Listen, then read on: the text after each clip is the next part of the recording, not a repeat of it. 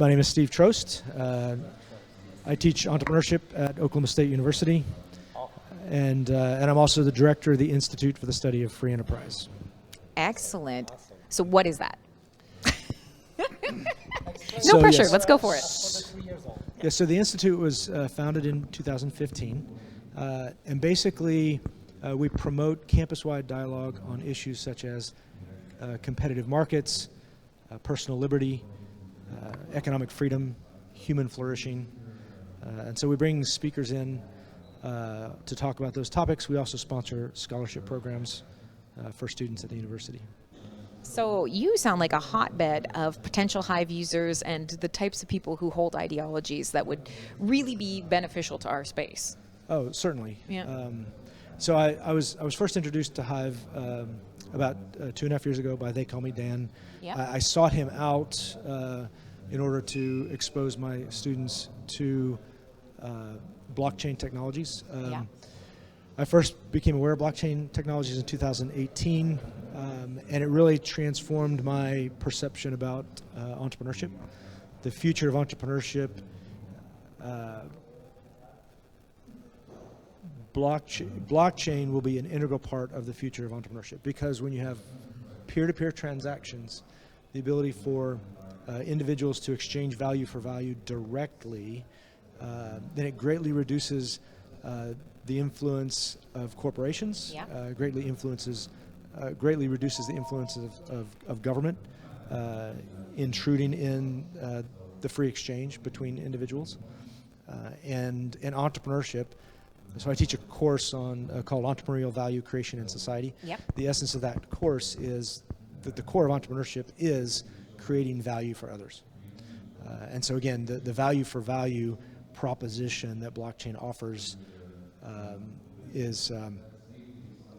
will transform entrepreneurship in the future. And so my desire is to get students involved in that. So what I did, so Dan came, virtually spoke to our students, and that semester I gave students extra credit if they would create a Hive account and start interacting on Hive, and about a third of my students did that. The next semester I made it mandatory, and so I required them to have a Hive account and to post their weekly assignments as posts on the Hive account. And I did that for 3 or 4 semesters. Now I'm currently not doing that this semester, because last semester with AI, I encountered many issues with students trying to use AI to generate their essays. And so I've taken a step back. I'm not doing essays this semester, so there's really not a clear link for them to use Hive. I'm hoping to be able to find another way to incorporate Hive, because I really think it's important for students to understand blockchain, understand private key management, those sorts of things, especially entrepreneurship students. So that's my hope for the future. Yeah, you've identified absolutely probably the most crucial part of what's going to happen now is everybody that's coming up in this age who are mobile native, who are internet native, who are blockchain native.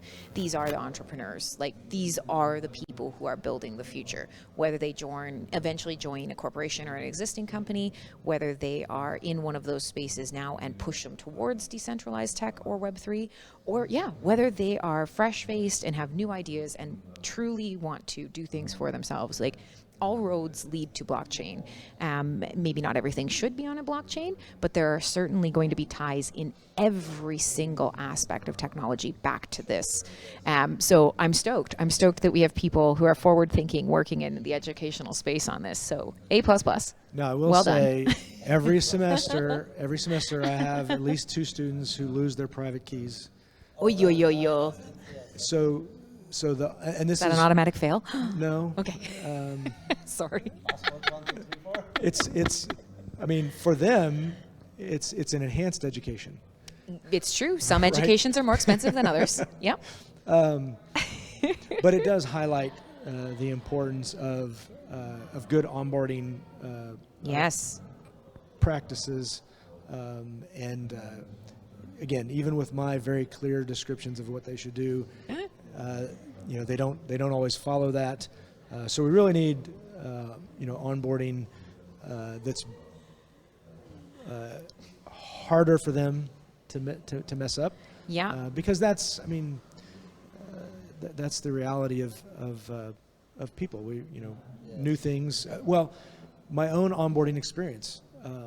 So I saw a YouTube interview with They Call Me Dan. I wanted to have him come and speak to our students. So I tried to create a Hive account so that I could contact him. And after trying for about an hour, I gave up. And it was a couple months later that I tried again, and then is when I found the HiveOnboard.com, and it was a relatively smooth process. And so that's the one that I have my students go through currently. But even that process needs to be, again, made a little bit more foolproof. Yeah, you're not wrong. And this is something, Christ, we could spend the whole time here while we're doing our interview just on the onboarding sort of opportunities that we have. And we've been really lucky today. I haven't gotten the chance to see any of the presentations, including yours, so we'll get to chat about it. But Archange is constantly working on ways to sort of idiot-proof blockchain. And I say that not as all humans are idiots, but that we all have idiot moments. And idiot-proofing is incredibly important to everything we do, but in blockchain, yes, there's certainly a finality and an importance to really removing some of these obstacles for sure. Yeah, and Archange in his presentation talked about a high-profile Hive developer who accidentally sent Fat-fingered 18,000 HBD Yep. to an account that Known lost bad it actor. forever, right? Yep. And so we really do need to improve on the robustness of for users to minimize that type of thing. Yeah. So coming back around, is this your first presentation at HiveFest? It's my first presentation at HiveFest. Yeah, I think so, My yeah. first attendance at HiveFest. So Congrats. So how are you finding it? it's great. My reason for coming was to initiate and engage in dialogue for the improvement of the Hive ecosystem. And I've done that online, but in person, just talking to people, there's nothing that. Yeah, and so we just had Carl and Eric here, and so Carl was in the same boat. He's a founder. He's been on Hive, about the same amount of time, a little bit longer, almost 7 years. So he started Cripes when he was like 17 years old. He's been here. This is his first HiveFest. It literally last week was the first time he ever met any Hivers in person.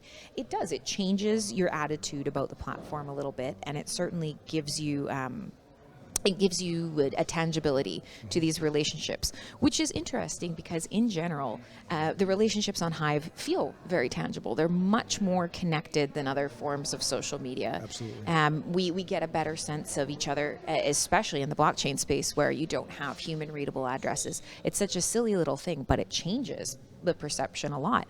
So you're getting to experience that now, but you also got a chance to give your own talk on stage. And so some people have been on the live stream and not watching there or vice versa. Do you want to kind of quickly summarize what it was that you've come to present about? Yeah, so I was presenting a talk on two novel use cases of Layer 1 NFTs, which, as I was on the plane to San Diego yesterday, a third instance or use case occurred to me, so I actually modified it to talk about three use cases. Yeah. So those are exclusionary Hive accounts, Hive HBD bond accounts, and then what I refer to as true Layer 1 NFTs. So the bonding, I'm going to kind of take this chance to kind of talk about it a bit, because this is one of those things that it's been talked about for many years. Lots of people have different ideas on it, and of course, with HBD becoming more popular and people really starting to realize that this is a great tool, it's come up again more and more. So sort of, do you want to talk a little bit about your thoughts on that? Because I think people are really interested in what that looks like. Can I lock up for longer? Can I have a variable interest rate? What does that look like? And we did kind of end up addressing it on the main stage, but but not with any great detail. So I think it's really nice that you've also got to delve into it a bit more with your presentation. Yeah, I mean, the whole reason why Starkers asked me to speak specifically on this topic was because of the HBD bond accounts. There's been a lot of discussion on chain and on podcasts about HBD bonds. I spoke with Taskmaster some before coming. He and I are both convinced that it really needs to be layer one for a financial instrument. You just have additional counterparty risk on layer two. So if it can be done on layer one, it needs to be done on layer one. Yes. His thinking had been that we'll do proof of concept on layer two. What I presented was what I think is an easy path to doing it on layer one. Ultimately, it's a dialogue that we're starting. Yes. And so, what occurred to me was a fairly simple way of incorporating HBD bonds into layer one. I spoke with Block Trades briefly before my talk, and there may actually be some easier ways to do it than what I proposed. But as you said, starting that dialogue is pretty huge because we've started it on chain. And now, we've had these face-to-face moments where, you can talk about it with a core developer. And instead of waiting for the back and forth or trying to coordinate, there's some instant feedback of, oh, yeah, maybe there is a way that this could be handled.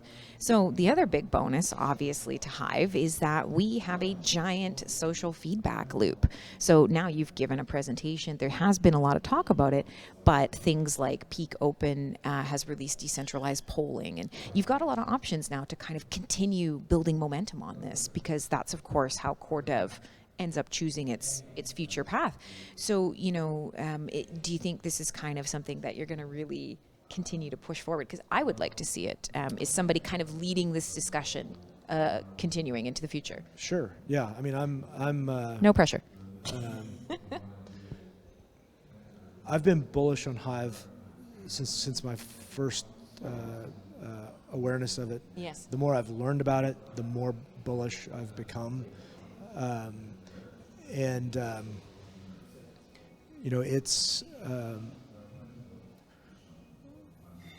one of the presenters earlier mentioned it.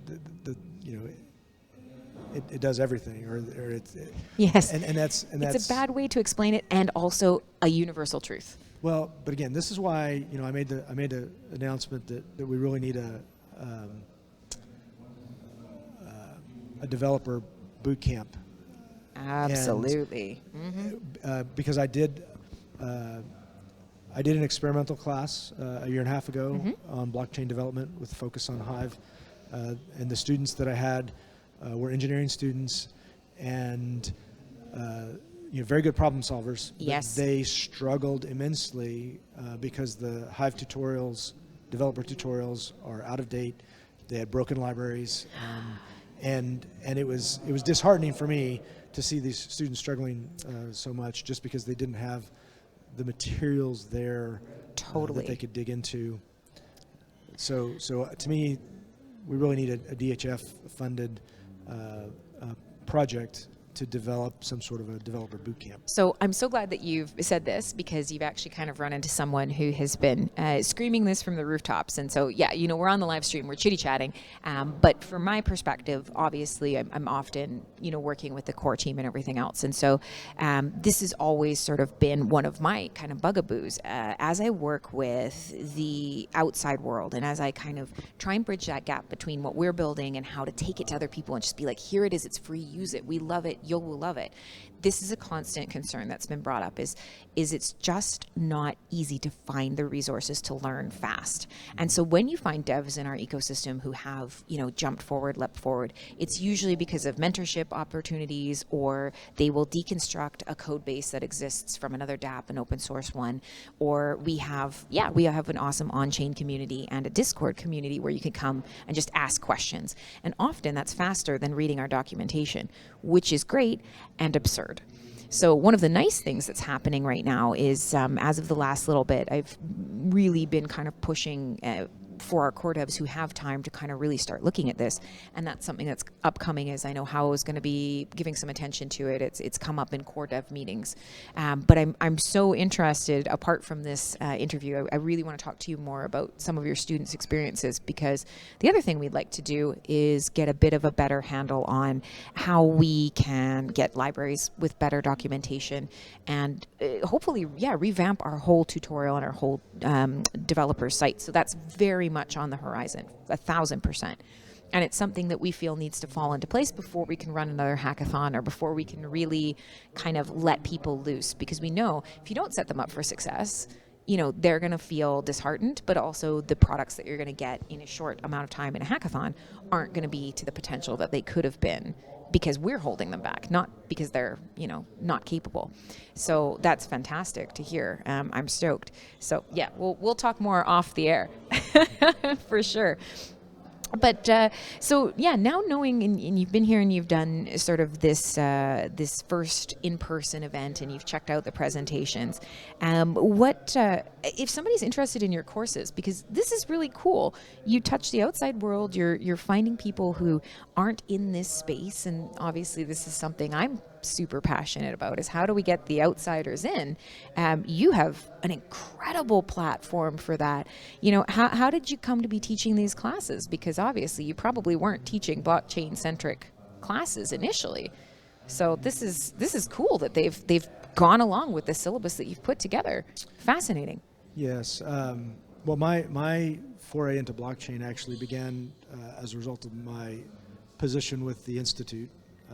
One of the speakers that I brought in 2018 was George Gilder. Okay. And he had just released a book called Life After Google, which is subtitled The Rise, or the Fall of Big Data and the Rise of the Blockchain Economy. Yeah. Prior to reading that book, my interpretation or my outlook on the intersection between technology and personal liberty was that the two were at odds with each other, and we're going to continue, that technology was going to continue to infringe on personal liberty. Yes. And this was a real concern for me. Yeah. After I read Gilder's book, Life After Google, my pessimism turned to optimism, because I realized what I'd said before, which is that the future of entrepreneurship belongs to blockchain, and this peer-to-peer capability will actually increase the avenues to personal liberty. Yeah. Now, we'll always, there will be increases in surveillance and all those sorts of things, but I flipped from being pessimistic to optimistic, and that's when I really started, looking at and becoming more engaged in blockchain technologies, bringing speakers in related to blockchain technologies. Two of our students, PhD students at that time, who have since graduated, now work for NFT NYC. Yeah. Okay. Yeah. And I actually had them come back and give a talk a year ago on NFTs. The talk was NFTs more than digital art. Yes. And they were talking about all the different use cases of NFTs that are beyond, just minting some art and selling some art. And so that was one of our best attended talks. The students were, enlightened and really had their eyes opening to the potential of NFTs and what they represent. Okay, so that's exactly where I would love to kind of keep us focused, because I love hearing, all of us are feeling like the world is getting scarier. Big corporations, and especially big data controlling corporations, own us, body and soul, and it's very easy to be negative about that. So I love this sort of closing message of no. Understanding this technology and embracing it and adopting it and making sure to use it for good has me feeling more optimistic. If that's a message that you are helping impart, and especially having these students with successes, man, I can't thank you enough.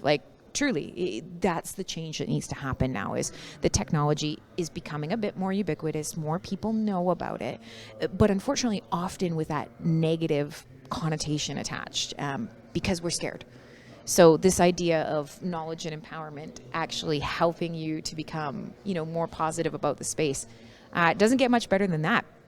So, first of all, we can find you on Hive and at Trost Paradox, right? And Yes. maybe because we're coming to the end of our time here together, which stinks, so I'm going to follow up with you later on. Closing message to everybody watching. You get to say whatever you want. It's the chill zone. It doesn't have to be formal. But also just, please impart upon us some teacherly wisdom, because that alone just made this whole thing worth it for me to hear. Okay, well, I'm going to close with something that's not blockchain related. Perfect. Let's do it. So I teach entrepreneurship, and so a part of that is, I give my students different definitions of what it means to be an entrepreneur. And so I end with telling them my favorite definition, Okay. which is entrepreneurship is you think you're right, most everyone else thinks you're wrong. Okay. And the reason for that is if most everyone else thinks you're right, then either it's been done before or it's trivial. So to be truly entrepreneurial, it has to be something that you see that others don't see. And so I have a funny story about that. Yeah. So my oldest son, who's now 27, when he was about 12 years old, he bought a new computer, and he came up to me and he said, "Dad, I want to record myself playing video games and publish that on the internet to make money." And I said, What the hell? "David, that's the most ridiculous thing I've ever heard." 2 years later, Twitch was founded. Yeah. And 2 years ago, I sat my son down and apologized to him for having, crushed his dreams.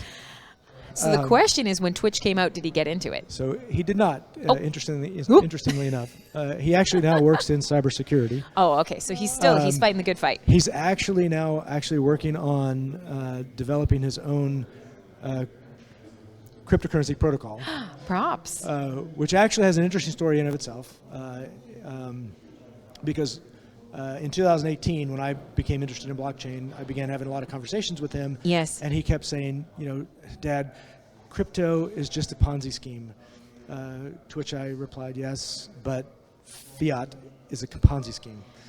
And so he was anti-crypto until about 2 years ago. Yes. And he called me up and he said, "I think I've figured out a way to create a cryptocurrency that can be a genuine currency that is not in any way a Ponzi scheme." And so he's actually right now he took off the last 2 weeks of this month from his job to sequester himself to work specifically To on this really get project. on it. So I'm excited to see what he comes up with. Yeah. Okay. Well, I mean, obviously, good inspiration for him and good inspiration for all of us. So thank you. But maybe when he's getting ready, one of the best ways to bootstrap a community is to bring him onto Hive and tell us exactly how you came to this. So we're going to look forward to it.